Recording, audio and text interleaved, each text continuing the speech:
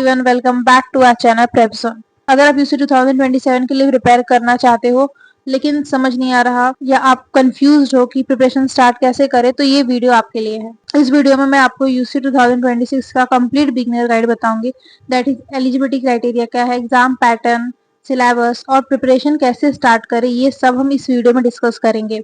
So without wasting much time, let's start the video. So first the questions arise in your mind, that is what is UCIT? UCIT क्या है? So सबसे पहले समझते हैं कि UCIT क्या है। That is UCIT का फुल फॉर्म क्या है।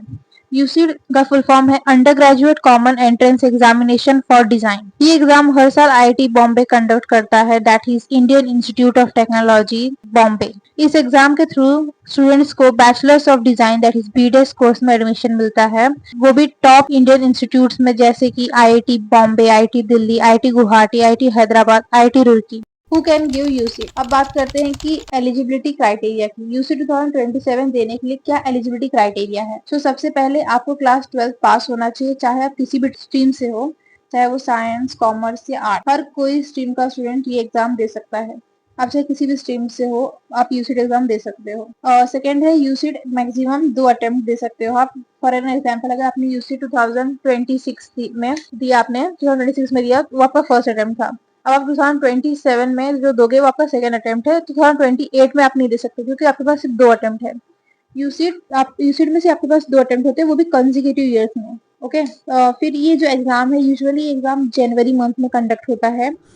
फिर है एग्जाम पैटर्न। यूसीट एग्जाम 2 पार्ट्स में कंडक्ट होता है, that is part A. Part A जो होता है वो कंप्यूटर बेस्ड होता है। इसमें क्वेश्चंस होते हैं, that is numerical ability, logical reasoning, observation skill और डिजाइन सेंसिटिविटी से रिलेटेड क्वेश्चंस आपसे पूछे जाते हैं। अब पार्ट बी ये ड्राइंग सेक्शन होता है। सेकंड, ये कंप्यूटर बेस्ड नहीं होता, आपको यहाँ पे पेंसिल और पेपर दिया जाता है ड्रॉ करने के लिए। इसमें जो आपका टेस्ट होता है वो होता है ड्राइंग एबिलिटी, क्रिएटिविटी और विजुअलाइजेशन स्किल्स। यूसीट पार्ट भी आपसे डिमांड नहीं करता कि आप बहुत अच्छी पेंटिंग या बहुत अच्छी स्केच आप वहाँ पे बनाए, नो। यूसीट पार्ट भी बस आपके ऑब्जर्वेशन स्किल्स चेक करता है कि आप कितना अच्छे तरीके से ऑब्जर्व करके आप वहाँ पे स्केच ड्रॉ कर सकते हैं। यहाँ पे आपका सेकंड है क्रिएटिविटी भी चेक होती है। नेक्स्ट है हाउ टू स्टार्ट प्रिपरेशन। अगर आप बिगनर हो और यूसीट 2026 के लिए प्रिपेयर करना चाहते हो तो ये स्टेप्स जरूर फॉलो करो। फर्स्ट है daily drawing practice. UCEED part A जो है वो आपको क्वालिफाई करता है पार्ट बी के लिए, लेकिन जो आपका पार्ट बी है वो आपकी रैंक डिसाइड करता है, तो इसलिए please draw daily drawing practice करो, क्योंकि पार्ट बी से ही आपकी रैंक डिसाइड होगी। फिर है सेकंड, ऑब्जर्वेशन स्किल्स इंप्रूव करो।